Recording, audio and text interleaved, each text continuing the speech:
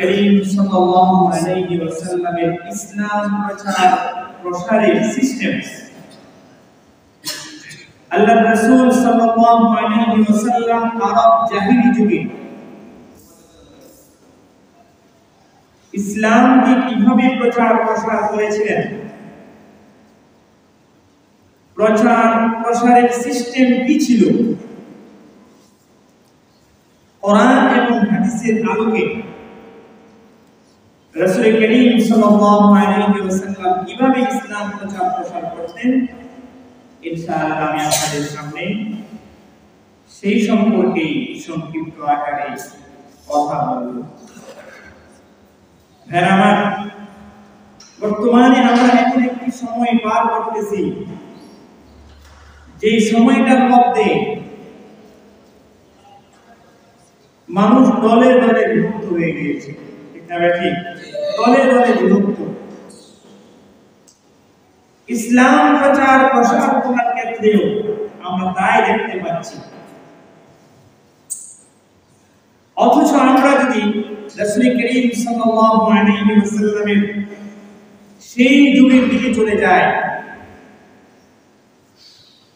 রাসূল করিম সাল্লাল্লাহু আলাইহি ওয়াসাল্লাম ইসলাম প্রচার প্রসার করতে গিয়ে সাহাবায়ে কেরামদের মধ্যে কোনো দল ছিল না। কি বলেন, দল ছিল না? জোরে বলেন। দল কিন্তু একটাই ছিল। কি দল ছিল? আহলে সুন্নাত ওয়াল জামাত। আহলে সুন্নাত ওয়াল জামাত। আপনারা সকলেই হয়তোবা জানেন রাসূল করিম সাল্লাল্লাহু আলাইহি ওয়াসাল্লাম বলেছিলেন যে বনি ইসরাঈল পুত্র 72 দলে বিভক্ত হয়েছিল, আর আমার উম্মত 73 দলে বিভক্ত হবে। রাসূলের আগে যে বনি ইসরাঈল পুত্র ছিল, দল ছিল 72 দল ছিল। আর আল্লাহ রাসূল সাল্লাল্লাহু আলাইহি ওয়াসাল্লাম আমার উম্মতের মধ্যে তিনি বলেছেন যে 74টা দলে বিভক্ত হবে। এর মধ্যে একটা দল জান্নাতে যাবে, যে দলটার নাম হচ্ছে আহলে সুন্নাত ওয়াল জামাত। ভাইরা, বর্তমান সময়ের মধ্যে ইসলামিক দলগুলির মধ্যেও সবাই নিজেরা নিজেদেরকে হক মনে করে। নিজেরা নিজেদেরকে কি মনে করে? হক মনে করে। জামাতে ইসলাম নিজেকে হক মনে করে। খেলাফত মজলিস বলেন নিজেকে হক মনে করে। জমিয়তে ইসলাম বলেন নিজেকে হক মনে করে। ইসলামী শাসনতন্ত্র বলেন নিজেকে কি মনে করে? হক মনে করে। হক মনে করে কিন্তু ইসলাম প্রচার প্রসার করে। আবার একটি দল যাদেরকে আমরা সুন্নি বলে জানি, তারাও নিজেদেরকে হক মনে করে। এর বাহিরে যারা আছে তারা বেহক। এমনকি অনেক সময় দেখা যায় অনেক উলামায়ে কেরামদেরকে কাফের ফতোয়া দিতে। ঠিক না ঠিক? একটা দল আরেকটা দলকে কাফের ফতোয়া দেয়। ভাইরা, এই যে একটা এহেন পরিস্থিতি আমাদের দেশে, আমাদের রাষ্ট্রে, আমাদের সমাজের মধ্যে চলতেছে, তাহলে ভাইরা কোনটা হক সেটা জানা আমাদের জন্য জরুরি। কোরআন এবং হাদিসের ভাষায় আমি যদি আপনাদেরকে কিঞ্চিত বলি, একটু ধারণা দেই,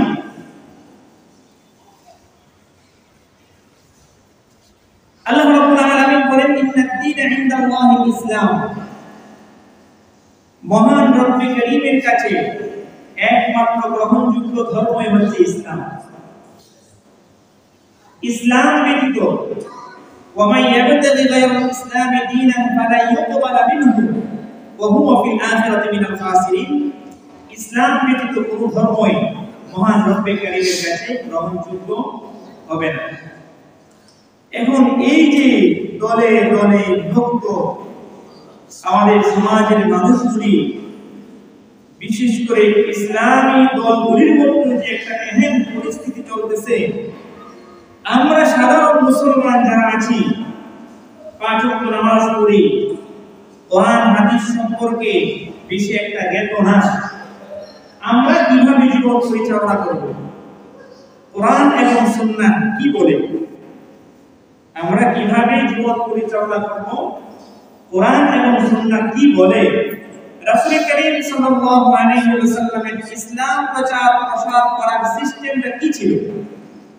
এই কয়েকটা কথা বুঝাইবার জন্য আমি ইনশাআল্লাহ চেষ্টা করব। মা তাওফীক ইল্লা বিল্লাহ। ভাইরা, আল্লাহ কোরআন বলতেছে, ওমান আহসানু কাওলাম মিম্মান দাআ ইলাল্লাহি ওয়া আমিলা সালিহান ওয়া ক্বালা ইন্নানী মিনাল মুসলিমিন। আল্লাহ বলতেছেন, ওই ব্যক্তির কথা চেয়ে আর কার কথা উত্তম হতে পারে যে ব্যক্তি মানুষকে আল্লাহর দিকে ডাকে। সুবহানাল্লাহ। ওয়া ক্বালা ইন্নানী মিনাল মুসলিমিন, আর বলতে থাকে যে আমি মুসলমানদের মধ্যে বা মুসলমানদের পক্ষ থেকে একজন মুসলমান। তো কোরআনের এই আয়াতের মধ্যে আল্লাহ রাব্বুল আলামিন বলতেছেন, ওই ব্যক্তির কথা চেয়ে আর কার কথা উত্তম হতে পারে যে ব্যক্তি মানুষকে আল্লাহর দিকে ডাকে। ভাইরা, ইসলাম ব্যতীত কোনো ধর্মই মহান রব্বে কারীমের কাছে গ্রহণযোগ্য হবে না। তাহলে ইসলাম যারা মানে তাদেরকে মুসলমান বলা হয়। তাদের কি বলা হয়? মুসলমান বলা হয়। সমস্ত মুসলমানদের একটা গুরুত্বপূর্ণ দায়িত্ব, সব মুসলমানই ইসলাম প্রচার করবে। সমস্ত মুসলমানের দায়িত্ব। খেলাফত মসজিদ বলেন, তাবলীগ জামাত বলেন, জামাতে ইসলাম বলেন, যতগুলি ইসলামী দল আছে, প্রত্যেকটা দলেরই দায়িত্ব মহান রব্বে কারীমের কাছে মানুষদেরকে আহ্বান করা। তাহলে ভাইরা, আমরা যারা জুমার নামাজের জন্য আসছি, আমাদের 1 নাম্বার দায়িত্ব কি? দায়িত্ব আমরা মানুষদেরকে কালিমার পথে আহ্বান করব। শুধু হুজুরদের দায়িত্ব এমন কোনো কথা নয়, সমস্ত মুসলমানদের দায়িত্ব যে মানুষকে আল্লাহর দিকে আহ্বান করা। আর আল্লাহ বলতেছেন, মানুষদের মধ্যে যারা আল্লাহ রাব্বুল আলামিনের পথে মানুষদেরকে ডাকে, তার কথার চেয়ে আর কারো কথা আমি মহান রব্বে কারীমের কাছে উত্তম হতে পারে। এই পর্যন্ত সংক্ষিপ্ত আলোচনার মাধ্যমে আমরা জানতে পারলাম যে সমস্ত মুসলমানদের একটা ঈমানী দায়িত্ব, সকল মুসলমানকে কালিমার প্রচার প্রসার করতে হবে, সবাইকে প্রচার প্রসার করতে হবে। এখন ভাইরা, সবাই কিন্তু প্রচার প্রসার করতেও আছে, কি বলে করতেছে না? ম্যাক্সিমাম ইসলামী দলগুলির ক্ষেত্রে যদি আপনারা লক্ষ্য করেন, তাহলে আপনারা দেখবেন যে 11টা দল এককভাবে মানুষদেরকে কালিমার পথে আহ্বান করছে। এখন কোন দল হক, কোন দল বেহক, কোনটা হকের পথে আছে আর কোনটা বেহকের পথে আছে, সেইটা আমাদের সাধারণ মুসলমানদের জন্য জানাটা কঠিন হয়ে যায়। কিন্তু ভাইরা, যে আয়াতে কারিমা আমি আপনাদের সামনে তিলাওয়াত করেছি এবং যে হাদিস পাঠ করেছি, আপনারা সবাই যদি মনোযোগ সহকারে কয়েক মিনিটের আলোচনা শুনেন, তাহলে হক বেহক আল্লাহ পাক রব্বুল আলামিন চিনার তৌফিক, আজকে যারা আলোচনা শুনবেন আল্লাহ তৌফিক করে দিবেন, আলহামদুলিল্লাহ। তাহলে ভাইরা, হক চিনার জন্য, হক জানার জন্য, সত্য জানার জন্য আমাদের সবাইকে সর্বপ্রথম যে বিষয়টা জানতে হবে যে রাসূল করিম সাল্লাল্লাহু আলাইহি সাল্লাম কিভাবে ইসলাম প্রচার প্রসার করেছিলেন। কোরআন এবং হাদিস ইসলাম প্রচার প্রসার করার ক্ষেত্রে কিভাবে দিক নির্দেশনা দেয়। যদি মনে করেন আমার কথার মধ্যে, মানুষদেরকে আহ্বান করার পথে যদি আমার কথার মধ্যে রাসূল করিম সাল্লাল্লাহু আলাইহি ওয়াসাল্লামের মতো ইসলাম প্রচার প্রসারের সিস্টেম থাকে, আমার কথার মধ্যে যদি কোরআন এবং হাদিসের আলোকে সিস্টেম থাকে, তাহলে আমি হক। যদি মনে করেন যে সিস্টেম নাই, হুজুরের আলোচনা থেকে যতটুকু জানতে পারলাম যে সিস্টেম নাই, তাহলে হুজুর বেহক, অথবা দলটা কি বেহক, অথবা দলটা সম্পূর্ণরূপে মোটামুটি ইসলামের পথে আছে, অথবা আংশিক রূপে আছে। কোরআন কি বলে? রাসূল করিম সাল্লাল্লাহু আলাইহি সাল্লাম ইসলাম প্রচার প্রসার কিভাবে করেছিলেন আমি যদি একটু বলি, কারণ ইসলাম প্রচার প্রসারের দায়িত্ব আমাদের সকলের। তাহলে কোরআন কি বলে? রাসূল করিম সাল্লাল্লাহু আলাইহি সাল্লাম কোরআন অনুযায়ী ইসলাম প্রচার প্রসার করেছিলেন। সূক্ষ্ম কথা, আল্লাহ বলেন উদু ইলা সাবিলি রাব্বিকা বিল হিকমা, নবী হে আপনি সমস্ত মানুষদেরকে ডাকেন বিল হিকমা, হিকমতের সাথে। আল্লাহ নবীকে আদেশ করে বলতেছেন, ও নবী মানুষদেরকে প্রজ্ঞার সাথে জ্ঞান খাটিয়ে আপনি রাখেন।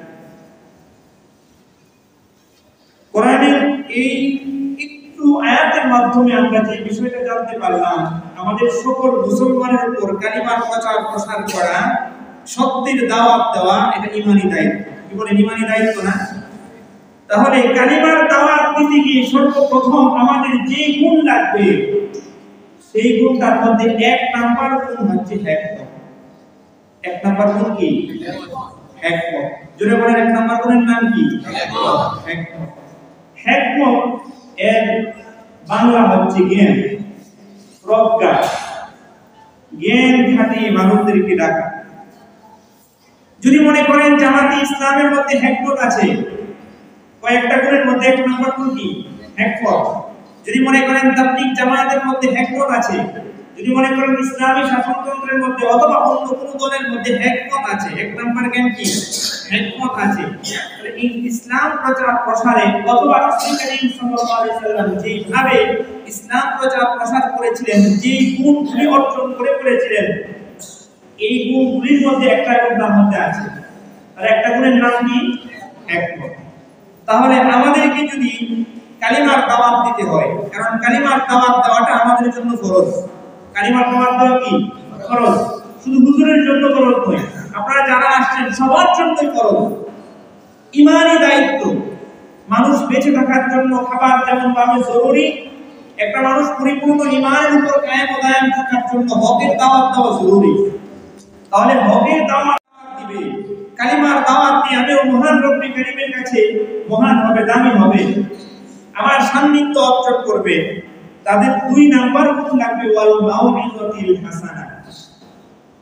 ওয়াল মাউইযাতিল হাসানা, সুন্দর ভাষা। মাউইযাতিল হাসানা এর বাংলা অর্থ কি?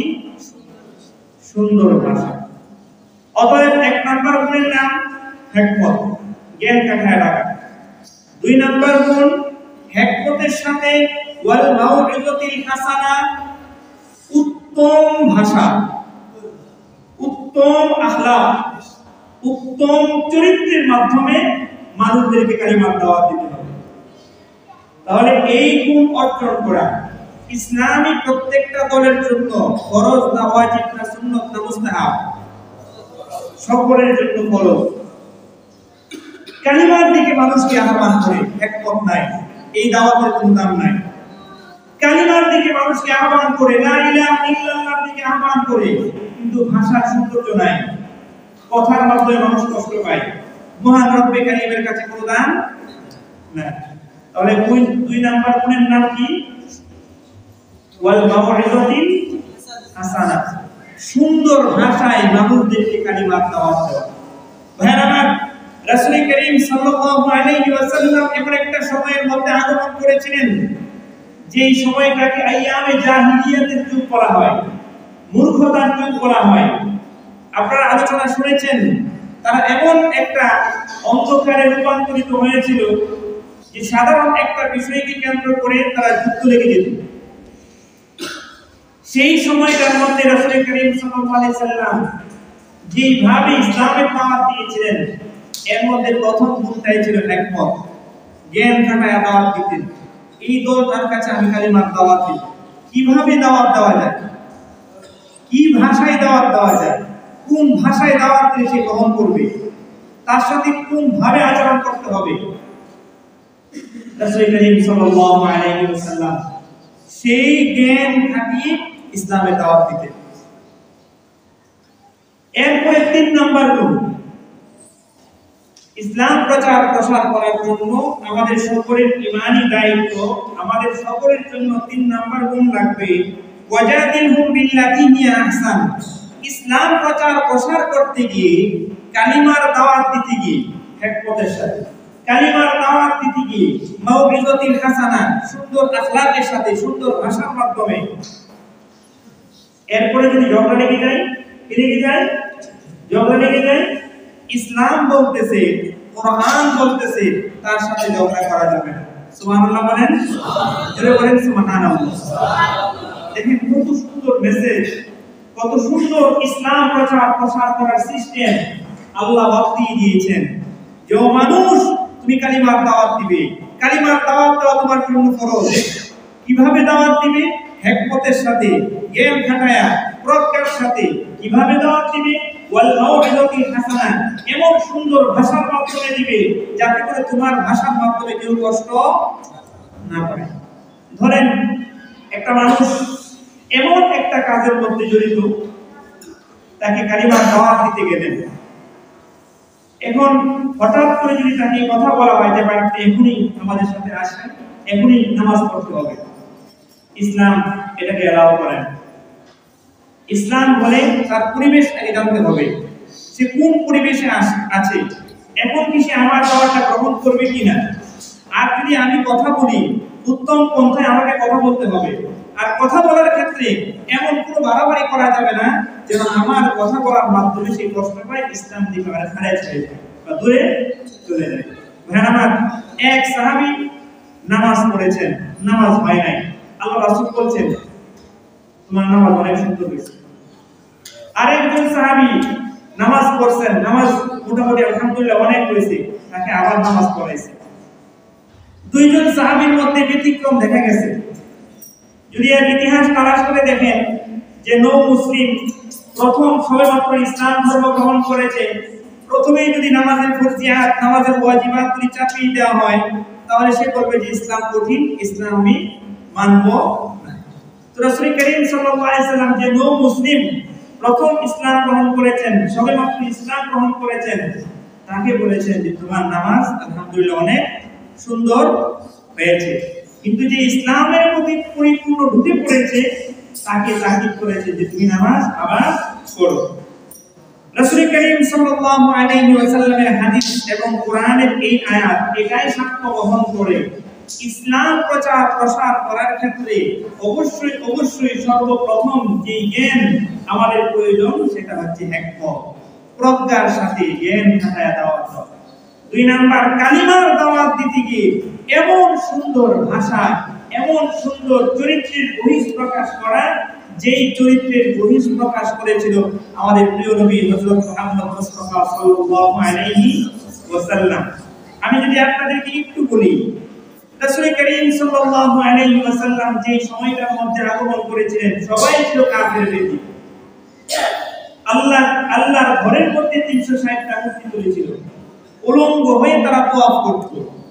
রাসূল করিম সাল্লাল্লাহু আলাইহি সাল্লামের কথাবার্তা, চালচলন ইত্যাদি সামাজিক আচরণ এমন ছিল যে কাফের বেদিনেরা পর্যন্ত তাকে আল আমিন উপাধি দিয়েছিল।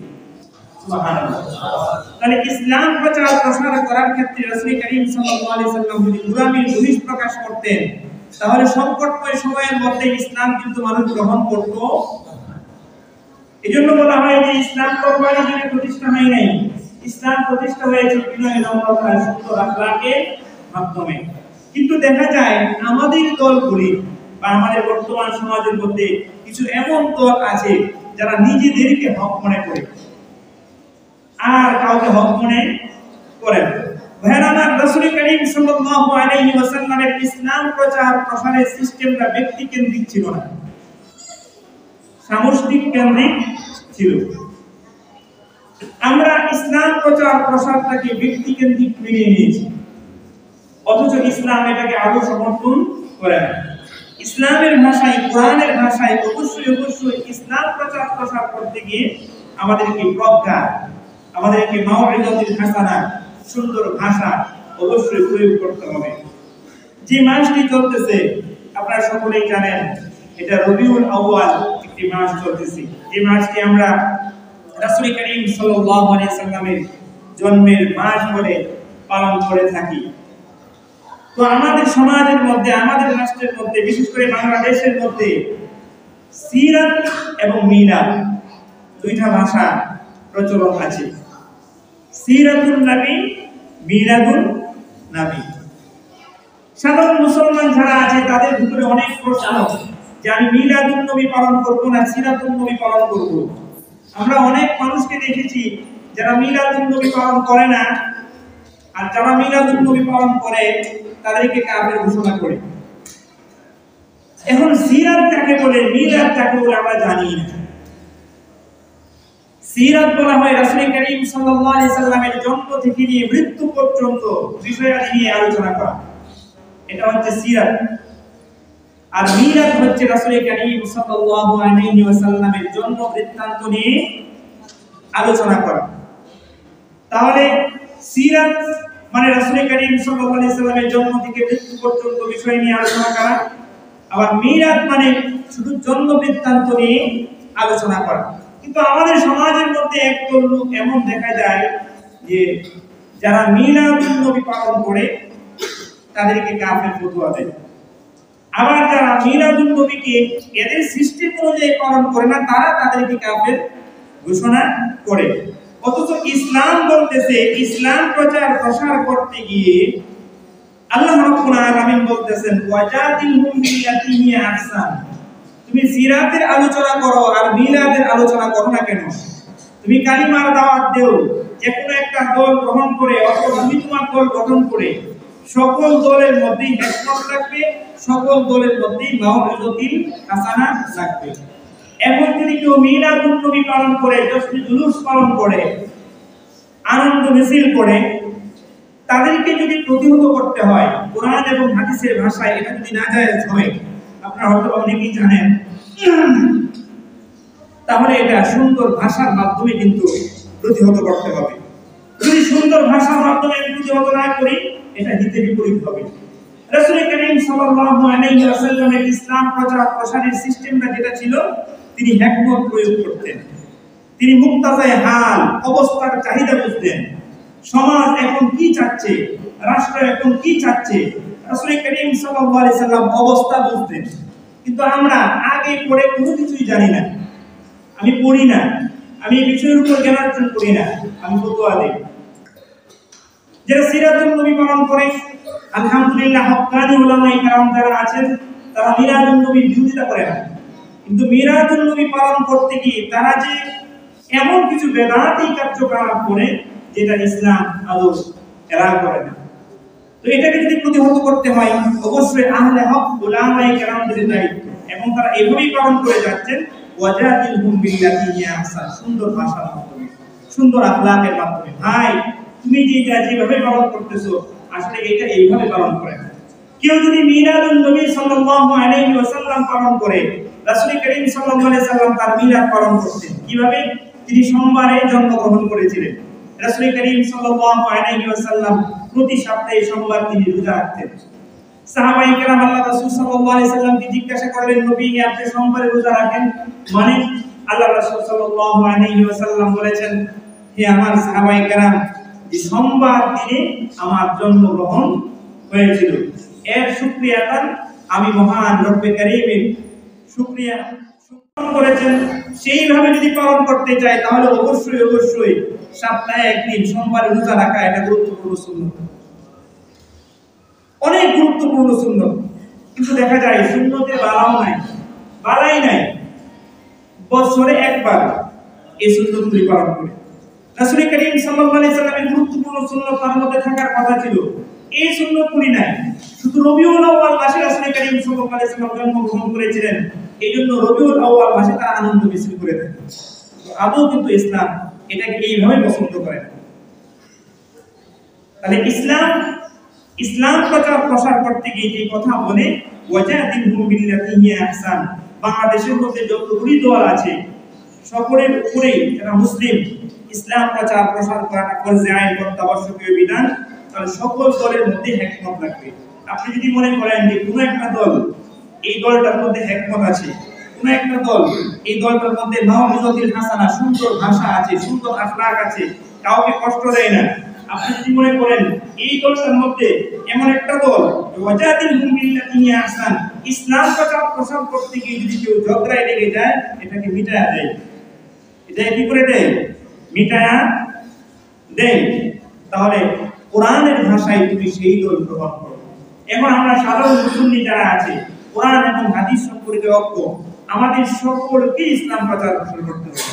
ইসলাম প্রচার প্রসার করতে গিয়ে অবশ্যই 1 মন এলেমের সাথে 9 মন আমলের প্রয়োজন। আপনি যদি ইসলামী কোনো মুসলমান নামধারী লোকদেরকে দাওয়াত দিতে চান, সে এমন কোনো গর্হিত কাজের মধ্যে জড়িত হয়ে থাকে, আর ইসলামের পথে যদি আনতে চান তাহলে অবশ্যই মাউইজাতুল হাসানা এটাকে গুরুত্ব দিতে হবে। আর তাদেরকে কালিমার দাওয়াত দিতে গিয়ে যদি কোনো ঝগড়া লেগে যায়, আল্লাহ রাব্বুল আলামিন বলতেছেন যে ঝগড়া করতে গিয়ে তুমি উত্তম ব্যবহার করো। কেন উত্তম ব্যবহার করো? ইন্না রাব্বাকা হুয়া আ'লামু বিমান দাল্লা আন সাবিলিহি ওয়া হুয়া আ'লামু বিল মুহতাদিন। কোন মানুষটা মহান রব্বে কারীমের কাছে প্রিয় মুসলমানদের মধ্যে, আবার কোন মানুষটা অপ্রিয় এটা আল্লাহই ভালো জানে। এই জন্য কোনো একটা দল এইভাবে নিজেকে হক মনে করতে পারবে না যে আমরাই হক, এর ছাড়া এর বাহিরে যারা আছে তারা বেহক এই কথা বলতে পারবে না। যেই দলগুলির মধ্যে হিকমত আছে, মাউইজাতুল হাসানা আছে, সুন্দর ভাষা আছে এবং ঝগড়া লাগার ক্ষেত্রে ঝগড়া মিটায়া দেয় আছে, তাহলে কোরআন এবং হাদিসের ভাষায় এই দলটাকে হক দল বলা হয়েছে। এই হক দল সম্পর্কে আল্লাহ রাব্বুল আলামিন বলেন ওয়া ইন আতাবতুম ফাআতিবু বিমিথলি মা উতিবতুম বি। হক যারা আছে তারা যদি কোনো কারণ বশত কাহার উপর শাস্তি প্রয়োগ করতে চায়, তাহলে কিরূপ শাস্তি প্রয়োগ করবে? যাকে যতটুকু আঘাত করা হয়েছিল ততটুকু আঘাত করতে পারবে। সহজ ভাষায় কেউ যদি একজনকে একটা বক্সিং দেয় তাহলে ওই মাপের একটা বক্সিং দিতে পারবে, কিন্তু এর বেশিও করা যাবে না, এর কমও করা যাবে না। আর কম যদি করতেই হয়, আল্লাহ রাব্বুল আলামিন বলতেছেন ওয়ালা ইন সাবারতুম লাহু খায়রুল লিসাবিরিন। যদি তোমাকে আঘাত করে তুমি যদি পাল্টা আঘাত না করো, তাকে তুমি মাফ করে দেও, ওয়াসবির তুমি সবর করো, আমি আল্লাহ জানায়া দিলাম লাহু খায়রুল লিসাবিরিন, সবরকারীদের সাথে আমি আছি। ইসলামের বিধান হচ্ছে ওয়াল আইনা বিল আইনি ওয়াল আনফা বিল আনফি ওয়াল উযুনা বিল উযুনি ওয়াস সিন্না বিস সিন্নি ওয়াল জুরুহা কিসাস। হত্যার বদল হত্যা। দাঁত ভেঙে ফেলেছে, দাঁত ভেঙে ফেলা জায়েজ। একটা বক্সিং দিয়েছে, এমন মাপের একটা বক্সিং দেওয়া এটা জায়েজ। কিন্তু কেউ যদি আঘাত না করে মাফ করে দেয়, আল্লাহ বলতেছেন আমি তাদের সাথে আছি। ভাইরা, ইসলাম একটি সুন্দর ধর্ম, এত সুন্দর ধর্ম আর কোন ধর্ম এত সুন্দর ধর্ম না। আপনি তাদেরকে বদদুয়া করতে পারেন না? আল্লাহ রাসূল সাল্লাল্লাহু আলাইহি সাল্লাম বলেছিলেন ক্বালা ইন্নী লাম উবআস লাআনান, দুনিয়াতে আমি বদদুয়া করার জন্য আগমন করি নাই। সুবহানাল্লাহ বলেন। বুইস্তু ফীকুম রাহমা, আমি তো দুনিয়াতে রহমত স্বরূপ আসছি। আমি যদি রহমত স্বরূপ এসে থাকি তাহলে আমার কথায় কেউ কষ্ট পেতে পারে না, আমার চাল চলনে কেউ কোনো আঘাত পেতে পারে না। আর যদি আঘাত পেয়ে যায়, কোরআনের ভাষায় এটাকে সুরাহ করা, সুন্দর ভাষায় সুন্দর আখলাকের মাধ্যমে। আল্লাহ রাব্বুল আলামিন আমাদের সবাইকে মাউইজাতুল হাসানা ওয়াজাদিলহুম বিল্লাতি হিয়া আহসান এই সুন্দর আখলাকগুলি গ্রহণ করার তৌফিক দান করুন। ওয়া আখির দাওয়ানা আলহামদুলিল্লাহি রাব্বিল আলামিন। যারা সুন্নাত পড়ি নাই, যারা কবুল আল্লাহ।